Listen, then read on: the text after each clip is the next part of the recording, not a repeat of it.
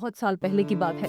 बलरामपुर नाम के एक छोटे से गांव में दो बहनें सीमा और मीना रहा करती थीं। सीमा मीना से उम्र में छोटी थी, परंतु कभी भी अपनी बड़ी बहन सीमा को अपने से बड़ा नहीं मानती। यूं तो मीना दिखने में बहुत सुंदर और चमक धमक में रहने वाली लड़की थी, परंतु उसे हमेशा अपनी सुंदरता का घमंड रहता। वहीं सीमा एक साधारण, समझदार और हमेशा दूसरों की मदद करने वाली लड़की थी। अरे बहन, मैंने तुझसे कहा था ना कि मेरे कपड़ों को प्रेस कर दे। आज मुझे अपने दोस्तों के साथ पास ही के गांव में मेला देखने जाना है। ओ बहन, आज माँ की थोड़ी तबीयत खराब थी, इसीलिए आज सारा काम मुझे ही करना पड़ा और अभी भी बहुत सारा काम करना बाकी है, तो आज तुम्हारे कपड़ों को प्रेस नहीं कर सकती। अरे, तुझसे तो एक ही काम करने को कहा था, लेकिन तुझसे वो भी नहीं हुआ और बहाने बना रही है कि माँ की तबीयत खराब है। मुझे तो ऐसा लगता है कि तू चाहती ही नहीं कि मैं अपने दोस्तों के साथ मेला घूमने जाऊं। ऐसा नहीं है मीना, तू इतनी सी बात को इतना बड़ा क्यों बना रही है? ये दोनों आपस में बातें कर ही रही होती है कि तभी वहाँ पर उनकी माँ आ जाती है। अरे क्या हुआ? तुम दोनों आखिर क्यों झगड़ रही हो? नहीं माँ, कुछ नहीं, हम दोनों ऐसे ही कुछ बातें कर रहे हैं। आप जाकर सो जाइए, आपकी तबीयत ठीक नहीं है। माँ, वो मैंने दीदी से कहा था कि आज मुझे अपने दोस्तों के साथ पास ही के गांव में मेला देखने जाना है, तो इसलिए वो मेरे कपड़े प्रेस कर दे, लेकिन दीदी ने मेरे कपड़ों को प्रेस नहीं किया। मीना, आज तू मत घूमने जा। मीना की सीमा उसके कामों में हाथ बटा दे। क्या काम? मैं दीदी के साथ कोई काम नहीं करने वाली। तू ऐसा क्यों बोल रही है? सीमा तो तेरी बड़ी बहन है, वह हमेशा घर का काम करती है। कम से कम आज तो उसका हाथ बटा दे। नहीं माँ, मैं आज कोई काम नहीं कर सकती। मुझे अपने दोस्तों के साथ घूमने जाना है। तो क्या हमेशा सीमा ही घर का काम करेगी? ओ माँ, अब फिर से शुरू हो गई। आखिर इस अनपढ़ गवार के पास और दूसरा काम ही क्या है? इससे तो घर का ही काम करना चाहिए। मीना, तू चुप बैठ और जा। तुझे जो करना है कर। तुझसे बात करना बेकार है। तुझे इतनी सी बात समझ नहीं आती। वह तेरी बड़ी बहन है, तुझे उससे अच्छे तरीके से बात करनी चाहिए। अरे छोड़ो माँ, मुझसे गलती हो गई कि मैंने दीदी से कहा कि वो मेरे कपड़ों पर प्रेस कर दे। इससे अच्छा तो मैं ऐसे ही मेला देखने चली जाऊंगी। अरे बहन, तू इतना गुस्सा क्यों हो रही है? अगर तू थोड़ी देर रुक जाती तो मैं तेरे कपड़ों पर प्रेस कर देती। मुझे कोई जरूरत नहीं, तुम जाकर अपना काम देखो, मैं इसी कपड़े में चली जाऊंगी। इसके बाद मीना वहाँ से चली जाती है। इसी तरह कई साल बीत जाते हैं, मगर इन दोनों बहनों के बीच हमेशा किसी न किसी बात पर नोकझोंक होती रहती है। मीना कभी भी अपनी बड़ी बहन के साथ अच्छे से व्यवहार नहीं करती। मीना के ऐसे बर्ताव को देखकर उसकी माँ हमेशा चिंतित रहती है। सुनिए जी, हमारी बेटियों की शादी की उम्र हो गई है। अब हमें उनके लिए रिश्ते ढूंढने चाहिए। हाँ कविता, तुम ठीक कहती हो। अब हमारी दोनों बेटी बड़ी हो गई हैं। हमें उनके लिए शादी के रिश्ते ढूंढने चाहिए। मैं कल ही पंडित जी को बुलाता हूँ और उन्हें कोई अच्छा रिश्ता देखने के लिए कहता हूँ। इसके बाद अगली सुबह रमेश पंडित जी को अपने घर बुलाता है और अपनी दोनों बेटियों के रिश्ते के बारे में बताता है। रमेश भाई, मैंने पास के ही गांव वीरनगर में एक अच्छा रिश्ता देखा है। अगर आप चाहें तो मैं आज ही जाकर उनसे बात करके आपको जानकारी देता हूँ। हाँ हाँ, क्यों नहीं पंडित जी, जरूर आप उनसे बात करके मुझे जरूर खबर दीजिए। लेकिन रमेश भाई, एक छोटी सी दिक्कत है। जो रिश्ता मैंने आपकी दोनों बेटियों के लिए देखा है वो एक ही घर के दो भाइयों का है। मैंने एक रिश्ता आपकी बड़ी बेटी के लिए देखा है और दूसरा आपकी छोटी बेटी के लिए। जी पंडित जी, ये तो और भी अच्छी बात है। इसी बहाने हमारी दोनों बेटी कम से कम एक साथ एक ही घर में तो रहेंगी। तो ठीक है, मैं बहुत जल्द आपको आगे के रिश्ते की खबर देता हूँ। इसके बाद पंडित जी वहाँ से चले जाते हैं। पंडित जी के जाने के बाद कविता अपने पति से कहती है, सुनिए जी, ये तो बहुत अच्छी बात है। हमारी दोनों बेटी एक ही घर में जाएंगी। वैसे भी मुझे मीना की बहुत चिंता थी, क्योंकि उसे कोई काम तो आता नहीं, न खाना बनाना, न बड़ों की इज्जत करना। एक सीमा ही है जिसकी वजह से मीना की सारी गलतियां छुप जाती हैं। तुम ठीक कहती हो कविता। शादी के बाद शायद दोनों बहनें एक साथ रहेंगी तो उनमें कुछ बदलाव आ जाए। इसके बाद रमेश दोनों बेटियों को बुलाता है। बोलिए पिताजी, आपने हमें बुलाया है? हाँ बेटी, वो मैंने तुम दोनों की शादी का रिश्ता एक ही घर के दो भाइयों से तय किया है। यह क्या बात हुई पिताजी? मैं इस अनपढ़ सीमा के साथ एक ही घर में शादी करके नहीं जाऊंगी। देखो मीना, वैसे भी हम बचपन से तुम्हारी शरारतें देख रहे हैं। अब हम तुमसे जितना कह रहे हैं उतना ही करो। ठीक है पिताजी, लेकिन यह तो बताइए कि वह दोनों लड़के क्या करते हैं? एक खेतीबाड़ी करता है और दूसरा गांव का जमींदार है। ठीक है पिताजी, जो जमींदार है उससे मेरा रिश्ता तय कर दीजिए और जो खेती बाड़ी करता है उससे सीमा का रिश्ता तय कर दीजिए। इसके बाद सीमा और मीना की शादी एक ही गांव के दो भाइयों से हो जाती है। देखो सीमा, यह घर मेरे पति की कमाई से चलता है, क्योंकि तुम्हारा पति तो कभी कमाता है कभी नहीं। इसलिए अब तुम मेरा कहना मानोगी। जैसे जैसे मैं कहूंगी तुम्हें वैसे ही करना होगा। मीना अपनी बड़ी बहन के साथ नौकरानी जैसा व्यवहार करने लगी। वह उससे घर का सारा काम करवाती, खाना बनवाती, यहाँ तक कि मीना बाजार भी जाती और सीमा को ही सारा सामान पकड़ा देती। सपना खुद को मालकिन समझने लगी, लेकिन सीमा को अभी भी अपनी छोटी बहन से कोई शिकायत नहीं थी, क्योंकि वह अपनी छोटी बहन से बहुत प्यार करती थी। सुनिए जी, मुझे अब अपनी बहन के साथ इस घर में नहीं रहना। मुझे यहाँ घुटन महसूस हो रही है। मैं अकेली रहना चाहती हूँ। तुम अपने भाई से बात करके अपने हिस्से की जमीन ले लो, ताकि हम कोई बड़ा सा घर लेकर अपनी आगे की जिंदगी वहाँ बसा सकें। ठीक है मीना, मैं आज ही अपने छोटे भाई से बात करके अपने हिस्से की जमीन ले लेता हूँ। इसके बाद अरुण किसी तरह अपने छोटे भाई से मनाकर अपने हिस्से की जमीन ले लेता है और उस पर एक आलीशान महल बनाकर रहने लगता है। लेकिन वहीं सीमा और उसका पति पुरानी टूटी फूटी झोपड़ी में रहने लगते हैं। अरे सीमा, तुम्हें पता है, कल ही मेरे पति ने मुझे 2 बड़े बड़े सोने के हार दिलवाए हैं और साथ में एक बहुत महंगी साड़ी भी। अब तो वह ये सोच रहे हैं कि तुम्हारे घर के बगल में जो जमीन है उसे भी हम खरीद लें। वैसे तुमने तो शादी के बाद कुछ खरीदा भी है, या ऐसे भिखारियों की तरह ही जीना सीख लिया है, मगर कर भी क्या सकती है? तुम्हारे पति के तो खाने के ठिकाने नहीं है, तो वह तुम्हें कैसे कुछ खरीद कर देगा? अरे मीना, वैसी बात नहीं है। मुझे इन सब चीजों की कोई ज्यादा जरूरत नहीं है। अगर होता भी तो भी तू भिखारियों की तरह ही जीती। सीमा को यह सब सुनकर बुरा तो लगता, लेकिन वह कुछ कह भी नहीं सकती थी।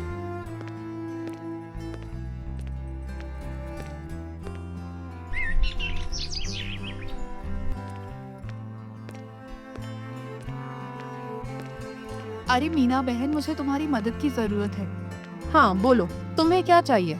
वो आज मेरे घर में अनाज का एक भी दाना नहीं है और अब मेरे पति को कुछ ज्यादा काम भी नहीं मिल पा रहा है। तो क्या तुम कुछ पैसों से मेरी मदद कर सकती हो? मेरे पास जैसे ही पैसे आएंगे मैं तुम्हें वापस लौटा दूंगी। अरे बहन, तू आज पैसे मांगने आई है? अगर तू कल आती तो शायद मैं तुझे कुछ पैसे दे भी देती। मैंने कल तुझे बताया था ना कि तुम्हारे घर के पास वाली जमीन हम खरीदने वाले हैं। तो आज सुबह ही मेरे पति के घर में जो भी पैसे थे वह सब लेकर चले गए, इसलिए घर में आज एक पैसा भी नहीं है। ठीक है तो बहन, अब मैं चलती हूँ। इसके बाद सीमा वहाँ से अपने घर की ओर चल देती है और सोचने लगती है, अब तो मीना ने भी मदद करने से इनकार कर दिया। ईश्वर जाने मेरी मदद कौन करेगा।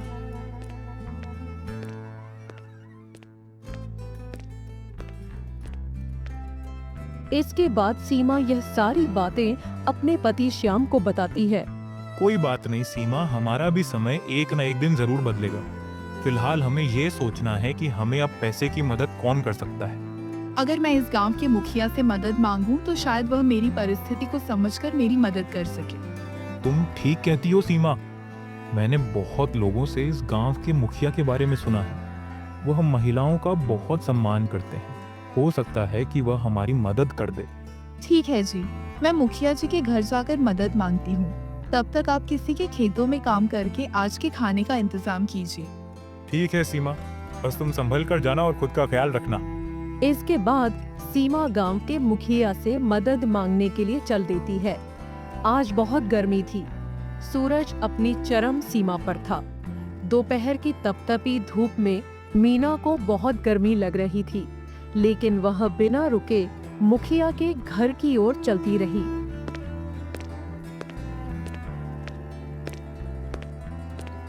हे ईश्वर, आज तो बहुत गर्मी है। एक काम करती हूँ, थोड़ी देर इस पेड़ के पास ही आराम कर लेती हूँ। इसके बाद सीमा उस पेड़ की ठंडी छांव में आराम करने लगती है। पेड़ की ठंडी छांव में बैठे बैठे सीमा की आंख लग जाती है। थोड़ी देर में उसी रास्ते से एक बूढ़े बाबा गुजर रहे होते हैं कि तभी बाबा को चक्कर आने लगते हैं। बेटी सुनो, जरा यहाँ आओ, मेरी मदद करो। उस बूढ़े बाबा की आवाज सुनकर सीमा की आंख खुल जाती है। जब उसकी नजर बेहोश पड़े बाबा पर पड़ती है तो वह तुरंत उनके पास जाती है। आंखें खोलो बाबा, पता नहीं ये बाबा यहाँ कैसे गिर गए। इसके बाद सीमा बूढ़े बाबा को पेड़ की छांव में ले आती है। थोड़ी देर बाद बाबा को होश आ जाता है। बाबा, आप ठीक तो हो? हाँ बेटी, मैं ठीक हूँ। बाबा, यह तो ईश्वर की कृपा है कि मैं इस पेड़ की छांव में आराम कर रही थी तो मैंने आपको यहाँ बेहोश देखा। तुम्हारा बहुत बहुत धन्यवाद बेटी। अच्छा तो बेटी, तुम अब जाओ, मैं ठीक हूँ। मैं थोड़ी देर यहीं आराम करना चाहता हूँ। ठीक है बाबा, वैसे मुझे भी थोड़ा जरूरी काम है, इसीलिए बाबा अब मैं चलती हूँ। आप अपना ध्यान रखना। इसके बाद सीमा जाने लगती है तो वह बूढ़ा बाबा सीमा को फिर से बुलाते हैं। अरे बेटी सुनो, जरा यहाँ आना। सीमा बाबा की आवाज सुनकर उनके पास जाती है। जी बाबा, बोलिए, आपने मुझे आवाज दी थी। हाँ बेटी, क्या तुम मेरा एक काम करोगी? क्यों नहीं बाबा, जरूर बोलिए, क्या काम है? वो बेटी, मेरा मन बहुत थका हुआ लग रहा है, तो जब तुम वापस लौटो तो मेरे लिए इस घड़े में पानी भर कर ले आना। तब तक मैं इसी पेड़ की छांव में आराम करता हूँ। ठीक है बाबा, मैं जब उधर से लौटूंगी तो इस घड़े में आपके लिए पानी भर कर ले आऊंगी। इसके बाद सीमा वहां से मुखिया के घर की ओर निकल जाती है।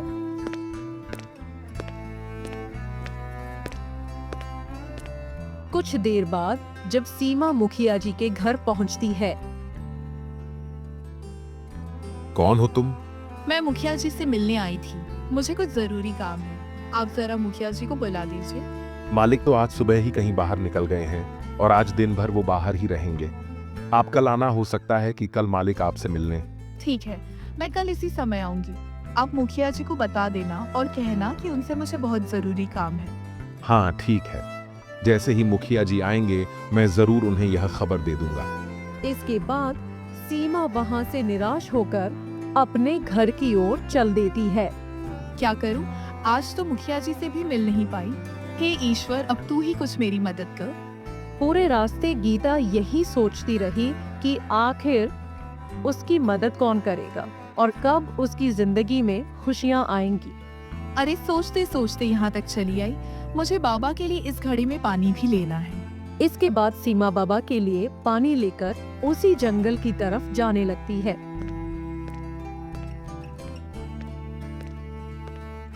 जब सीमा वहां पहुंचती है तो देखती है कि बाबा वहीं बैठकर सीमा का इंतजार कर रहे होते हैं। बाबा, मैं आपके लिए पानी से भरा घड़ा ले आई हूँ, आप इसे ले लीजिए। तुमने मेरी इतनी मदद की, तुम्हारा बहुत बहुत धन्यवाद बेटी। ठीक है बाबा, तो अब मैं चलती हूँ। ठीक है बेटी, लेकिन एक बात पूछूं? जी बाबा, पूछिए। वो बेटी, तुम इधर इतनी जल्दबाजी में कहाँ जा रही थी? वो बाबा, मैं मुखिया जी के घर गई थी। मुझे मुखिया जी से जरूरी काम था। क्या काम था बेटी? वो बाबा, मेरे घर में कल से अनाज का एक भी दाना नहीं है। जैसे तैसे करके शाम को कुछ रूखा सूखा खाने का इंतजाम हो पाता है। मुझे कुछ पैसे की जरूरत है ताकि मैं अपने घर के लिए अनाज खरीद सकूं। अच्छा, तो बेटी ऐसी बात है। तुम बहुत अच्छी और साफ दिल की हो। तुमने बिना स्वार्थ के मुझे पानी पिलाकर मेरी सहायता की है। मैं तुम्हें इसके बदले कुछ देना चाहता हूँ। इसके बाद बाबा अपने मन में कुछ सोचकर सीमा को एक थैला दे देते हैं। यह लो बेटी, यह एक जादुई थैला है। इससे तुम्हारी हर वो आवश्यकता की चीज मिल सकती है जो तुम्हें चाहिए। क्या आप सही बोल रहे हैं बाबा? मुझे जो भी चाहिए वो मुझे मिल सकता है? हाँ बेटी, लेकिन एक बात का हमेशा ध्यान रखना, इस जादुई थैले से केवल वही लोग अपनी जरूरत पूरी कर सकते हैं जिनका दिल साफ हो, जो दूसरों का भला सोचते हो। नहीं तो अगर कोई इसे लालच में आकर अपनी आवश्यकताओं से ज्यादा चीजें मांगने की कोशिश करेगा तो ये थैला अपने आप गायब हो जाएगा और उसके पास पहले से जो कुछ भी होगा वह सब कुछ उससे छीन जाएगा। नहीं बाबा, ऐसा नहीं होगा। इस थैले का इस्तेमाल सिर्फ मैं अपनी आवश्यकताओं के अनुसार ही करूंगी। ठीक है बेटी, तो तुम अब जाओ, तुम्हें घर जाने में देर हो रही होगी। मैं भी थोड़ी देर बाद अपने घर चला जाऊंगा। ठीक है बाबा, तो अब मैं चलती हूँ। इतना कहकर सीमा वहां से अपने घर की ओर निकल जाती है और पूरे रास्ते वह यही सोचती रहती है कि क्या सचमुच यह थैला जादुई शक्तियों से भरा हुआ है या फिर यह सिर्फ किसी भ्रम या धोखे का हिस्सा है। सीमा यह सोचती सोचती अपने घर पहुंच जाती है। आ गई सीमा, मैं तुम्हारा ही इंतजार कर रहा था। क्या हुआ, मुखिया जी से तुम्हारी बात हुई? जी नहीं, मैं तो मुखिया जी के घर गई, लेकिन मुखिया जी घर पर नहीं थे। वह बाहर कुछ काम से गए हुए थे। उनके नौकर ने बताया कि मुखिया जी कल आएंगे, तो मैं कल उनसे मिल लूंगी। अच्छा ठीक है गीता, तुम कल चली जाना। वैसे मैंने आज के खाने का इंतजाम कर लिया है, चलो साथ में बैठकर खाते हैं। ठीक है जी, चलिए। वैसे भी मुझे बहुत जोर की भूख लगी है। इसके बाद श्याम और सीमा दोनों एक साथ बैठकर खाना खाते हैं। अगली सुबह जब श्याम फिर से अपने काम की तलाश में निकल जाता है, ये अच्छा मौका है। बाबा की दी हुई जादुई थैली को अब मैं इस्तेमाल करती हूँ।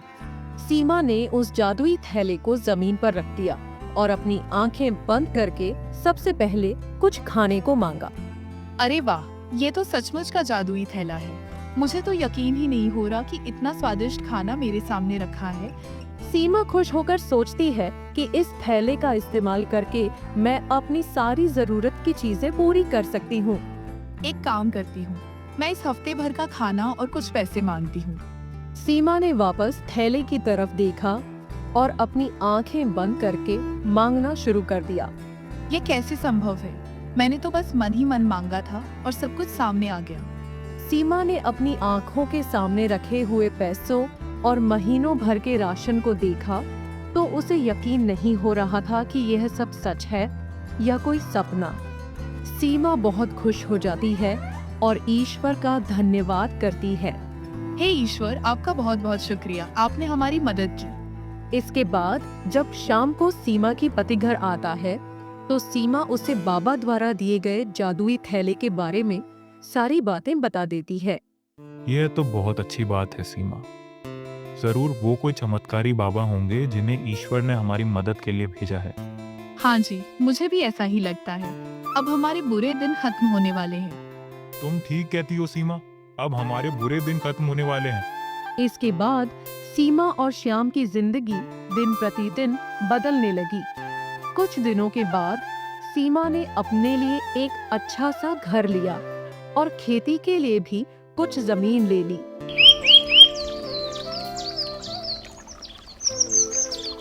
अरे ये सीमा को क्या हो गया? दिन प्रतिदिन इसके हालात तो अच्छे हो रहे हैं। हाँ जी, मैं भी कुछ दिनों से देख रही हूँ।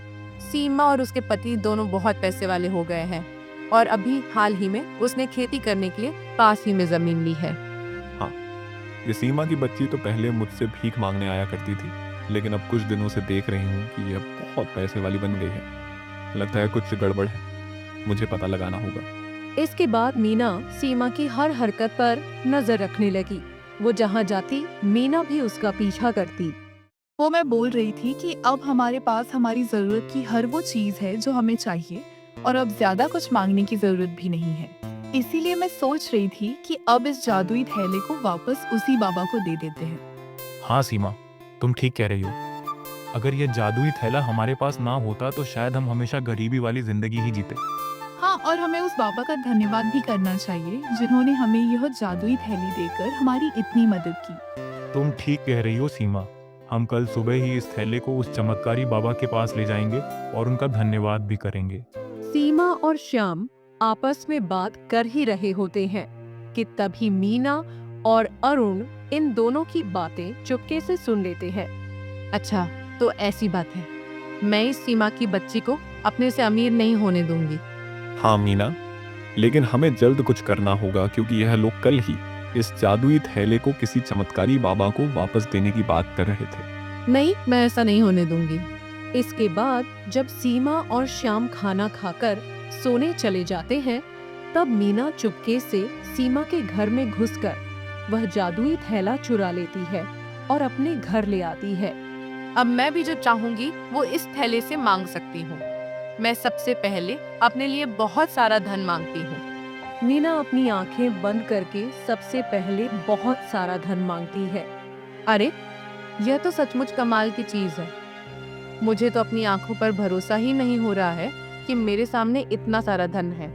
अच्छा, तो अब मैं इससे अपने लिए एक बड़ा आलीशान घर मांगती हूँ और सीमा के पास जो कुछ इस जादुई थैले की वजह से आया है वह सब गायब होकर मेरे पास आ जाए। मीना जैसे ही अपनी आंखें बंद करके यह सब सोचती है, वैसे ही वह थैला गायब हो जाता है और मिट्टी का ढेर बन जाता है और उसका आलीशान घर एक टूटी फूटी झोपड़ी में बदल जाता है। अरे, यह क्या हो गया? मैं इस झोपड़ी में कैसे आ गई और मेरा सारा धन कहाँ गया? मीना घबरा कर यह सब सोच ही रही होती है कि तभी वहां सीमा पहुंच जाती है। अरे सीमा, तुम यहाँ कैसे? मुझे पता था कि ऐसा ही होगा, क्योंकि जब तुम मेरे घर से वह जादुई थैला चुरा रही थी, तब मैंने तुम्हें वो थैला चुराते हुए देख लिया था। मीना, वो कोई साधारण थैला नहीं था। अगर कोई व्यक्ति लालच में आकर उससे कुछ मांगता है, तो वो जादुई थैला अपने आप गायब हो जाता है और उस व्यक्ति के पास पहले से जितना भी धन और संपत्ति होता है, वह सब उससे छीन जाता है। इसीलिए सपना, अब तुम्हारे पास जो भी धन दौलत और बड़ा घर था, वह सब गायब हो चुका है। तुम्हारी लालच और घमंड ने तुमसे सब कुछ छीन लिया है। मुझे माफ कर दो बहन, मैं सचमुच बहुत लालच और घमंड में आ गई। इस लालच और घमंड ने मुझसे मेरा सब कुछ छीन लिया। मुझे माफ कर दो।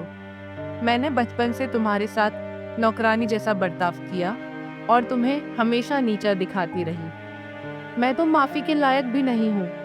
तू मेरी छोटी बहन है। देर से ही सही, लेकिन तुम्हें अपनी गलती का एहसास तो हुआ, यही सबसे बड़ी बात है। हाँ सीमा, मुझे मेरी गलती का एहसास हो चुका है। मैं दोबारा फिर कभी लालच और घमंड नहीं करूंगी। लेकिन गीता बहन, बस तुम किसी तरह उस बाबा को बोलकर मेरा पुराना घर मुझे वापस दिला दो, क्योंकि वो घर मेरे पति ने अपनी मेहनत की कमाई से बनाया था, लेकिन मेरी लालच के कारण सब कुछ बर्बाद हो गया। ठीक है मीना, मैं कल उस बाबा के पास जाकर इस जादुई थैले के बारे में बात करूंगी और उनसे इस गलती के लिए माफी भी मांगूंगी। अब तुम्हारी मदद केवल वो चमत्कारी बाबा ही कर सकते हैं। ठीक है बहन, तुम कल उस बाबा के पास जाकर इस जादुई थैले के बारे में बात करना।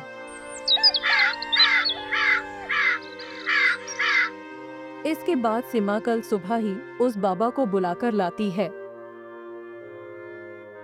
और उस जादुई थैले के बारे में सारी बातें बता देती है। बाबा जादुई थैले के बारे में यह सब सुनकर गुस्सा करने लगते हैं और मीना की मदद करने से साफ इनकार कर देते हैं।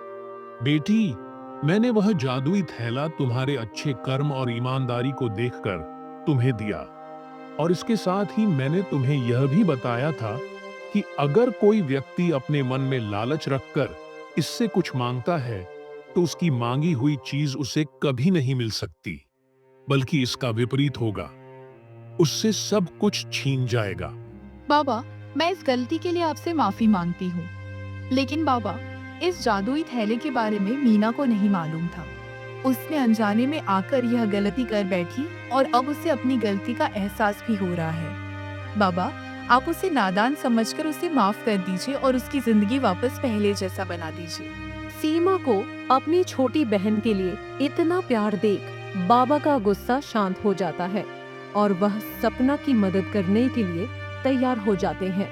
ठीक है बेटी, मैं तुम्हारी बहन की मदद करने के लिए तैयार हूँ, परंतु आज के बाद अगर किसी के सामने कभी भी लालच या पैसों का घमंड किया, तो फिर से तुम्हारा सब कुछ गायब होकर मिट्टी का ढेर बन जाएगा। जी बाबा, मैं आपकी बातों का पूरा ध्यान रखूंगी और कभी भी अपने मन में लालच और घमंड को वापस नहीं आने दूंगी। मीना के इतना बोलने के बाद बाबा अपने मन में मंत्र पढ़ने लगते हैं और देखते ही देखते कुछ ही देर में मीना का वो आलीशान घर वापस आ जाता है और साथ ही में वह जादुई थैला भी बाबा के हाथ में आ जाता है। ये लो बेटी, ये जादुई थैला। अब इसे तुम रखो, क्योंकि इसकी असली हकदार तुम ही थी। नहीं बाबा, अब मुझे यह जादुई थैला नहीं चाहिए, क्योंकि मुझे अब किसी भी चीज की कोई आवश्यकता नहीं है। मैंने अपनी सारी आवश्यकता की चीजें पहले ही इस जादुई थैले से मांग ली है। अब अगर और भी कोई चीज हमें चाहिए होगी तो हम खुद मेहनत करके हासिल कर लेंगे। आपका बहुत बहुत शुक्रिया बाबा, हमारी इतनी मदद करने के लिए। लेकिन अब मुझे इसकी कोई जरूरत नहीं है। आप इस जादुई थैले को अपने साथ ले जाएं। ठीक है बेटी, जैसा तुम कहो। लेकिन बेटी, तुमको कभी भी इस जादुई थैले की जरूरत पड़े तो हमें जरूर बताना। जी बाबा, कभी भी इस जादुई थैले की जरूरत पड़ेगी तो आपको जरूर बताऊंगी। इसके बाद बाबा वहां से चले जाते हैं। तुम्हारा बहुत बहुत धन्यवाद बहन, तुमने मेरी इतनी मदद की। मैं कभी भी तुम्हारे साथ गलत बर्ताव नहीं करूंगी और आज के बाद घर का सारा काम मैं ही करूंगी। उसके बाद सीमा और मीना एक साथ मिलकर खुशी खुशी रहने लगती है।